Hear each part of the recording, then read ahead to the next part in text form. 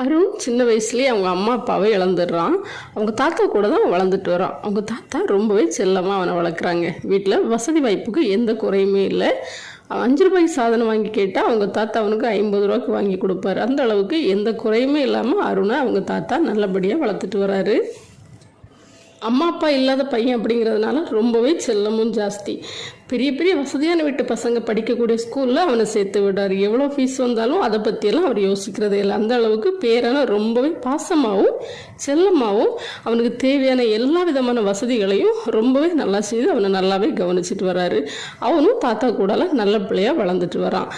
நாட்கள் போக போக 10th முடிக்கிறான், 12th முடிக்கிறான். நல்ல மதிப்பெண்களை பற்றி எல்லாத்துலேயுமே நல்லா பாஸ் பண்ணிடுறான். அதே நேரத்தில் வளரும்போது பெரிய பெரிய வீட்டு பசங்க கூட அவனுக்கு சகவாசம் வருது. அப்படிங்கிறதுனால ரொம்பவே செலவு பண்ண ஆரம்பிக்கிறான்.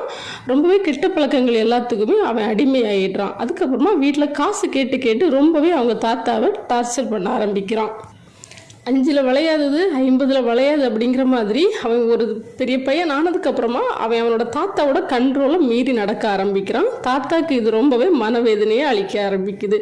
தன்னோட மகனோட பையன் இந்த மாதிரியான ஒரு கெட்ட வெளியில் போகிறத அவரால் தாங்கிக்க முடியல. அவரோட உடலும் வயசு அப்படிங்கிறதுனால ரொம்பவே நாளுக்கு நாள் பலவீனமாயிட்டே வந்துட்டு இருக்குது. இவனும் ரொம்பவே விலை கூடின பைக், ஆடம்பரமான கார் அப்படின்னு சொல்லிட்டு ரொம்பவே வசதி வாய்ப்பு வர வர அவன் ரொம்பவே அதுக்கு அடிமையாக ஆரம்பிச்சிடான். தாத்தாக்கு வருமானம் அப்படிங்கிறது ரொம்பவே இல்லை. அவன் கேட்குறது எல்லாத்தையுமே அவர்கிட்ட இருந்த சின்ன சின்ன லேண்ட் எல்லாத்தையுமே சொத்துக்களை விற்று தான் அவனுக்காக பண்ணிக்கிட்டே இருக்கிறாரு. அவன் பண்ணலை அப்படின்னா தாத்தாவை செத்துருவேன் அப்படியெல்லாம் பிளாக்மெயில் பண்ண ஆரம்பிக்கிறான். தாத்தாவால் அது என்ன பண்ணுறதுன்னு தெரியல. அவன் கேட்குறது எல்லாத்தையுமே கொடுக்க ஆரம்பிச்சிடாரு. ஒரு ஸ்டேஜில் எல்லாமே அழிஞ்சு எல்லா காசு சொத்து எல்லாமே கொஞ்சம் கொஞ்சமாக கரையை அரிச்ச மாதிரி அவனுக்காக அவர் செலவு பண்ணி எல்லாமே அழிய தொடங்கிக்கிட்டே இருக்குது. அப்படி இருக்கும்போது தாத்தா ஒரு நாள் பேரனை கூப்பிட்டு பேச ஆரம்பிக்கிறாரு. தாத்தாவோட பேச்சு எதையுமே அவன் மதிக்கிறது கிடையாது. நைட்டு லேட்டாக தான் வீட்டுக்கு வருவான்.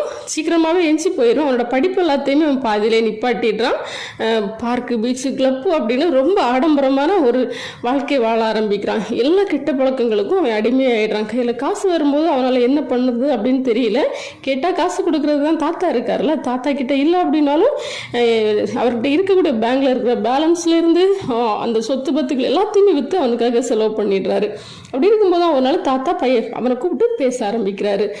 இப்போ அம்மா அப்பா இல்லாத பையன் அப்படிங்கிறதுனால நான் உனக்கு ரொம்பவே செல்லம் கொடுக்க ஆரம்பிச்சிட்டேன். உனக்காக நீ என்ன கேட்டாலும் நான் உனக்கு வாங்கி கொடுக்க ஆரம்பிச்சேன்.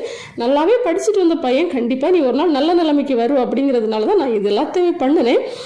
தலைக்கு மேலே வளர்ந்ததுக்கு அப்புறமா நீ என்னோட பேச்சை கேட்காம நீ வேற ஒரு வழியில் வாழ ஆரம்பிச்சுட்ட. இன்னும் நீ என்கிட்ட காசுன்னு கேட்கும்போது என்கிட்ட தரதுக்கு எதுவுமே இல்லை. இருந்த எல்லா லேண்டையுமே உனக்காக நான் வித்துட்டேன். இப்போதைக்கு மீதியா இருக்கிறது அப்படின்னு பார்த்தா இந்த ஒரு வீடு மட்டும்தான் இருக்குது. இது உன்னோட வாழ்க்கைக்கு ரொம்பவே முக்கியமானது. இனிமேலாவது நீ திருந்து இந்த வீட்டையே நம்ம பாதுகாத்துக்கணும். நீ நல்லபடியாக படித்து நல்லபடியாக முன்னேற ஆரம்பி அப்படின்னு சொல்கிறாரு. அவன் இது எதையுமே காதில் வாங்கிக்கவே இல்லை. தாத்தா ஏதோ பேசுகிறாரு, அவன் ஏதோ இருக்கிறான் அப்படிங்கிற மாதிரி அதை ரொம்பவே அலட்சியமாக எடுத்துக்கிறான். அதுக்கப்புறமா அருண் என்ன பண்ணுறான்னா சூதாட்டத்துக்கும் அடிமையாக ஆரம்பிச்சிடான். தங்கிட்ட இருந்த பைக்கு, கார் அப்படின்னு எல்லாத்தையுமே அந்த விளையாட்டுலேயே அவன் இழந்துடுறான். அவனும் அவனோட ஃபினான்சியல் ரீதியாக அவங்ககிட்ட இருந்த ஆடம்பரங்கள் எல்லாமே கொஞ்சம் கொஞ்சமாக குறைய தொடங்குது. அப்படி இருக்கிற சமயத்தில் வசதியான வீட்டு பசங்க எல்லாரும் என்ன பண்ணுறாங்க, அவனோட இந்த நிலைமையை பார்த்துட்டு அவனை விட்டு கொஞ்சம் கொஞ்சமாக விலக ஆரம்பிக்கிறாங்க. இவன் ஆனாலும் அதையெல்லாம் அவன் கண்டுக்கவில்லை. ஏன்னாவே ரொம்பவே போதை பழக்கத்துக்கு அடிமையாயிடுறான். அப்புறம் தாத்தா அவங்ககிட்ட சொல்கிறார், இந்த வீடு என்னோட பேரில் தான் இருக்குது, இருந்தாலும் உனக்கு நான் கடன் கொடுத்து இந்த வீடு கூட கடன் அப்படிங்கிற கடனில் முழுகிற ஒரு ஸ்டேஜில் தான் இருக்குது. நான் உனக்கு எந்த கெட்டதும் பண்ணலை, நீ கேட்ட எல்லாத்தையுமே பண்ணினேன். இனி உன்னோட ஃபியூச்சரை நீ தான் பார்த்துக்கணும். என்னோட உயிர் எப்போ என்னை விட்டு போகும் தெரியாது அப்படின்னு சொல்லிட்டு பேரங்கிட்ட பேசுகிறாரு. அப்படி இருக்கும்போது ஒரு நாள் தாத்தா நோய்வாய்ப்பட்டு படுக்கையிலையும் விழ ஆரம்பிச்சிடுறாரு. அந்த படுக்கையில் இருக்கிற தருணத்தில் அருணை கூப்பிட்டு சொல்கிறாரு, எல்லாமே போயிடுச்சு, இந்த வீடு மட்டும்தான் இருக்குது, இதுவும் கடனில் தான் இருக்குது. உனக்கு திறமை இருந்துச்சுன்னா இந்த வீடை மீட்டு எடுத்துக்கோ, இந்த வீடு உனக்கு சொந்தமாக இருக்கும். அப்புறமா என்னோட நகைகள், நான் கழுத்தில் போட்டிருந்த செயின், இந்த மாதிரியானது கூட உனக்காக நான் கலத்திட்டேன். என் கையில் இருக்கிற இந்த ஒரே ஒரு வைர மோதிரத்தை மட்டும் நீ எந்த சூழ்நிலையிலையும் கலத்தவே கூடாது. செத்து போயிட்டேன்னா கூட இதை போட்டு தான் என்னை அடக்கம் பண்ணணும் அப்படிங்கிறதையும் பேரங்கிட்ட அவர் கடைசியாக அவர் கேட்டுக்கிறாரு. இதெல்லாம் பேசிட்டு கொஞ்ச நாள்ல தாத்தா என்ன பண்ணிடுறாரு, இறந்தும் போயிடுறாரு. அவன் தாத்தாவோட இறுதிச் சடங்குகள் எல்லாமே முடிச்சதுக்கப்புறமா சொந்த பந்தங்கள் எல்லாருமே கொஞ்சம் கொஞ்சமாக கலைஞ்சி போயிடுறாங்க. இவனோட குணத்துக்கு யாருமே என்ன பண்ண மாட்டாங்க, அருண் பக்கத்தில் இருக்க மாட்டாங்க. யாரும் இவனுக்கு ஆறுதல் சொல்கிற தருணத்தில் கூட இல்லை. ஏன்னா சாகும்போது அந்த மனுஷனையுமே எவ்வளோ கஷ்டப்படுத்தியிருக்கிறான் அப்படிங்கிற வேதனையில் எல்லாருமே என்ன பண்ணுறாங்க, கோவத்தில் அங்கேருந்து எல்லாருமே கிளம்பி அவங்கவுங்க வீடுகளுக்கு போயிடுறாங்க. இவன் தாத்தாவோட சடங்கெல்லாம் முடிச்சுட்டு வீட்டுக்கு வந்து உட்காந்துருக்கிறவனுக்கு ரொம்பவே தனிமை அப்படிங்கிற ஒரு இது வந்து தொத்திக்குது. என்னதான் பண்ணாலும் தாத்தா எங்கே போயிட்டு வந்தாலும் தாத்தா வீட்டில் இருப்பார். அன்றைக்கி வந்து வீட்டுக்கு அந்த பெரிய வீட்டில் அவன் தனிமையாக இருக்கிறான். நிறைய விஷயங்களை யோசித்தாலும் அவனால் மீட்டெடுக்கிறதுக்கு அவன் படிப்பையும் பாதியில் ஸ்டாப் பண்ணிட்டான். அவனால் இந்த வேலை இப்படியே சொகுசாக வாழ்ந்துட்டு இருந்ததுனால அவனால் வேறு எந்த வேலைக்கும் போகக்கூடிய சூழ்நிலையில் அவன் இல்லை. அந்த கஷ்டமான சூழ்நிலையில் கூட எப்படி நம்ம வாழ்க்கையில் உழைச்சி முன்னேறணும் அப்படிங்கிற ஒரு எண்ணம் அவனுக்கு வரவே இல்லை. இன்னும் நிறைய பேர்கிட்ட போய் கடன் கேட்குறான். தூரத்து சொந்தங்க எல்லார்கிட்டையுமே கடன் வாங்கி என்ன பண்ணிட்டான், வீடு இருக்குது அதை நான் விற்று உங்களுக்கு கொடுத்துருவேன் அப்படின்னு சொல்லிட்டு நிறைய பேர்கிட்ட இன்னும் கடன் வாங்கி இன்னும் அந்த கெட்ட விளக்கத்திலே தான் அடிமையாகிட்டு இருக்கிறான். தாத்தா இறந்து கிட்டத்தட்ட 6 மாதம் 1 வருஷம் அப்படின்னு ஓடி போயிடுச்சு. ஒரு நாள் கடன்காரங்க எல்லாருமே வந்து வீட்டோட கதவை ரொம்பவே தட்டி ரொம்பவே சண்டை போடுறாங்க அவங்கிட்ட. அதுலேயும் ரொம்பவே பிளேடு வெட்டி கந்து வெட்டி அப்படின்னு ரொம்பவே வாங்கி சேர்க்குறான். அப்புறமா எல்லாரையுமே சமாதானம் சொல்லி அனுப்பிடுறான். கண்டிப்பாக நாளைக்கு நான் கொடுத்துருவேன் அப்படின்னு எல்லாம் சொல்கிறான். ஆனாலும் அவன் யாருக்கும் கொடுக்க போகிறது கிடையாது. அப்புறமா அவன் வந்து அவனுக்கு போதை பழக்கத்துக்கு யூஸ் பண்ணுறது கூட அவனுக்கு வந்து காசு எதுவுமே இல்லை. என்ன பண்ணுறான், ஒரு நாள் திடீர்னு அவனுக்கு தாத்தாவோட கையில் இருந்து அந்த வைர மோதிரத்தோட ஞாபகம் வருது. தாத்தா கடைசியாக சொன்ன அந்த வார்த்தையும் அவனுக்கு ஞாபகம் இருக்குது. ஆனால் அவனோட சூழ்நிலையில் அவன் தாத்தாவோட அந்த சென்டிமெண்ட் இது செவி சாய்க்கலை. நேரம் என்ன பண்ணுறான், கையில் கோடாரி மண்வெட்டியெல்லாம் எடுத்துகிட்டு தாத்தாவை புதைச்ச இடத்துக்கு போகிறான். ஆள் நடமாட்டம் இல்லாத அந்த இருட்டான நேரத்தில் போய் என்ன பண்ணுறான், அந்த இடத்த தோண்டி தாத்தா கையில் இருந்த அந்த மோதிரத்தை என்ன பண்ணுறான், இழுத்து எடுக்கிறான். அது வரவே இல்லை, தாத்தாவோட விரல்லே மாட்டிக்கிச்சு. அவன் என்ன பண்ணுறான், அந்த விரலை முறித்து தன்னோட பாக்கெட்டில் போட்டுட்டு அந்த இடத்துலேருந்து வந்துடுறான். வந்து அதை விற்று என்ன பண்ணுறான், அடுத்த நாள் பழையபடி அவன் குடித்து அந்த போதையிலே தான் இருக்கிறான். ஆனாலும் அவனுக்கு வேலைக்கு போகணுங்கிற எண்ணம் எதுவுமே தோணலை. அப்புறமா தாத்தாட்டேருந்து எடுத்துகிட்டு அந்த மோதிரத்தை விற்று அந்த காசுமே செலவாகி போயிடுது. அதுக்கப்புறம் குடிக்கிறதுக்கு காசு இல்லை, பழையபடி வீட்டில் உட்காந்துட்டு இருக்கிறான். அப்படி இருக்கும்போது ஒரு நாள் நைட்டு என்ன ஆகுது அப்படின்னா, ரொம்பவே பயங்கரமாக மழை பெய்யுது. ரொம்பவே பயங்கரமாக காற்றெல்லாம் அடிக்குது, ஜன்னலோட கதவெல்லாம் டப்பு டப்புன்னு அடிக்குது. அப்படி இருக்கும்போது கரண்டெல்லாம் கூட போயிடுது. காக்கா குருவியோட சவுண்டு மட்டும்தான் கேட்குது.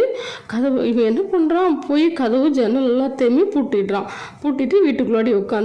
கரண்டும் இல்லை, இருட்டில் உட்காந்துருக்கிறான். ரொம்பவே பெரிய பையனாக இருந்தால் கூட அந்த ஒரு சுச்சுவேஷன் ஏதோ அவன் மனசுக்குள்ளால் ஒரு பயத்தை உண்டு பண்ணுது. தாத்தா வேறு இல்லையா, பயந்துட்டு அப்படியே உட்காந்துருக்கிறான். அப்படி இருக்கும்போது கதவை தட்டுற சவுண்டு கேட்குது. உடனே என்ன பண்ணுறான், யாரோ வந்திருக்கிறாங்க, நல்ல வேளை இந்த நேரத்தில் யாரோ வராங்க, துணைக்கு இருந்தால் கூட போதும் அப்படிங்கிற மாதிரி தூராக போய் என்ன பண்ணுறான், கதவை திறக்கும்போது அங்கே ஒரு தாத்தா அந்த மழையில் நனைஞ்சிட்டு ரொம்பவே குளிரில் கிடுக்கிடுன்னு ஆடிட்டுருக்கிறாரு. ஒரு தடிகம்பியை ஊனிட்டு ரொம்பவே கூனா அந்த இடத்துல இவனோட வீட்டு வாசலில் வந்து ஒதுங்கி நிற்கிறாரு. உடனே என்ன பண்ணுறான், மெதுவாக போய் கதவை திறந்துட்டு அந்த தாத்தாவை பார்க்குறான். அந்த தாத்தா கதவு திறந்துட்டேன், நான் உள்ளே வரலாமாப்பா அப்படின்னு கேட்குறாரு. உடனே இவன் தனக்கே துணைக்கு ஆள் வேணும் பயத்தில் தானே இருந்தான். மெதுவாக தாத்தாவை வீட்டுக்குள்ளாடி கூட்டிகிட்டு போகிறான். இன்னைக்கு ஒரு நாள் நைட்டு மட்டுமாவது இந்த தாத்தாவை கூட வச்சுட்டு என்ன பண்ணிடணும், அடுத்த நாள் அனுப்பிடணும். இந்த நைட் நம்மளுக்கு இருக்கிற பயத்தில் நம்மளுக்கு தூக்கம் வேற வராது. இன்றைக்கி ஒரு நாள் இந்த கேடு இங்கே இருக்கட்டும் அப்படின்னு மனசுக்குள்ளே நினச்சிட்டு இருக்கிற அந்த தாத்தாவும் மெதுவாக வீட்டுக்குள்ளே போய் அவருக்காக ஒரு சேர் எடுத்து கொடுக்குறான். அதில் உட்கார்றாரு. ஒரு பெட்ஷீட்டாலெல்லாம் மூடி விடுறான். தாத்தா ரொம்ப நன்றிப்பா, நிறைய வீடுகளுக்கு போய் தட்டினேன், யாருமே திறக்கலை, நான் ரொம்ப தூரத்துலேருந்து வந்துக்கிட்டு இருக்கிறேன், வர வழியில் தான் மழை வந்துடுச்சு, எங்கே போகிறதுனே தெரியல, ரோட்டோரத்தில் படுத்துக்கலாம் அப்படின்னா கூட இந்த மழையில் எப்படி படுக்க முடியும், அதனால அந்த கதவோட வாசலை வந்து தட்டினேன், ரொம்ப நன்றிப்பா, அந்த நைட்டாவது நீ திறந்தியே, நல்ல பையன்ப்பா நீ அப்படின்னு பாராட்டுறாரு. உடனே சரி தாத்தா தூங்குங்க அப்படின்னு சொல்கிறான். அந்த கட்டில் அந்த நார்க்கட்டில் இருக்குது, அதில் தூங்குங்க அப்படின்னு சொல்கிறான். உன்னை தாத்தா இப்போ குளிர்லேயே நனைஞ்சிட்டு வந்ததுனால ரொம்பவே ஒரு மாதிரி இருக்குது, எனக்கு கொஞ்சம் சூடாக தண்ணி தருவியா அப்படின்னு கேட்குறாரு. உடனே இருங்க தாத்தா அப்படின்னு சொல்லிட்டு மெதுவாக ஒரு கேண்டிலை கொளுத்திட்டு கிச்சனில் போய் என்ன பண்ணுறான், ஹாட் வாட்டர் வெந்நி போட்டு அது ஒரு செம்பில் ஊற்றிட்டு வந்து தாத்தாவுக்கு கொடுக்குறான். வாழ்க்கையிலே பண்ண நல்ல காரியம் இதுவாக தான் இருக்கும்னு நினைக்கிறேன். தாத்தா கையில் கொடுக்குறான். உடனே தாத்தா அதை கையில் வாங்கி என்ன பண்ணுறாரு, குடிக்கிறாரு. அண்ணா அந்த ஒரு வாயில் அந்த தண்ணி தண்ணியை ஊற்றும் போது அவரோட கையில் என்ன இல்லை, ஒரு விரல் இல்லை. திடீர்னு அந்த தாத்தா கிட்டே கேட்குறான், என்னாச்சு தாத்தா உங்கள் கையில் உள்ள ஒரு விரலை காணோம், நீ தானடா எடுத்த அந்த விரலை அப்படின்னு சொல்லி கத்துறாரு. அவ்வளவுதான், அந்த இடத்துலையே மயக்கம் போட்டு விழுந்துடுறான் அருண். நீங்கள் யாராவது பயந்தீங்களா? பயப்படாதீங்க. இதோட நம்ம கதை முடியுது. இன்னொரு கதையோடு உங்களை சந்திக்கிறேன். பாய்.